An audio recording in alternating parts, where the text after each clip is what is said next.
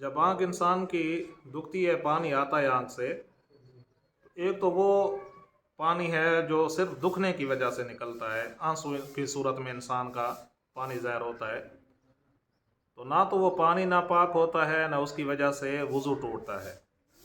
وہ پانی بھی پاک ہوتا ہے، کپڑے پہ لگ جائے، کپڑے کو دھونے کی ضرورت نہیں ہوتی، ہاتھوں پہ لگ جائے، رخسار پہ لگ جائے صاف کرتے ہوئے،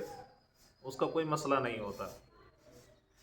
اور دوسرا، جب آنکھ کے اندر کوئی زخم ہو جائے یا آنکھ کے اندر کوئی دانہ وغیرہ نکلا ہے، اس سے جو پانی نکلے گا، اس پانی کی وجہ سے وہ پانی ناپاک ہوتا ہے، اس کی وجہ سے وضو بھی ٹوٹ جاتا ہے۔ اور وہ پانی اگر انسان کے ہاتھ پہ لگا ہے تو ہاتھ کو بھی دھونا پڑے گا، اگر کسی کپڑے سے صاف کیا ہے تو اس کپڑے کو بھی دھونا پڑے گا، اور جہاں پہ لگا ہے وہ تو وضو دوبارہ کرے گا تو وہ چہرہ تو دوبارہ خود بخود ہی دھل جائے گا۔ تو جو پانی آنکھ دکھنے کی صورت میں نکلتا ہے، دانہ وغیرہ ہے، پھوڑا پھنسی ہے آنکھ میں، پھر تو وہ پانی نجس ہے اور وضو ٹوٹے گا۔ اور ویسے اگر آنکھ درد کرتی ہے، کوئی زخم نہیں ہے، کوئی اس دانہ وغیرہ نہیں ہے، پانی نکلتا ہے، تو اس پانی کی وجہ سے نہ کوئی کپڑا ہاتھ نہ پاک ہوتا ہے، نہ اس کی وجہ سے وضو ٹوٹتا ہے۔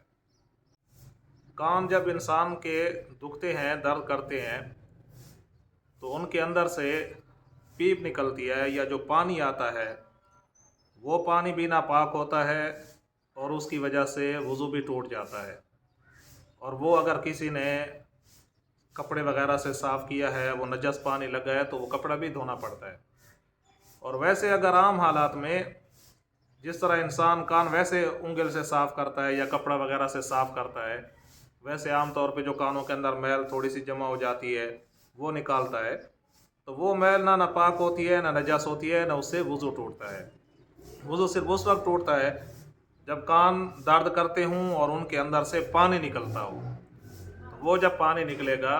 تو وہ وضو بھی ٹوٹے گا، اس سے وہ ناقض وضو ہے، وضو بھی ٹوٹے گا، اور اس کی وجہ سے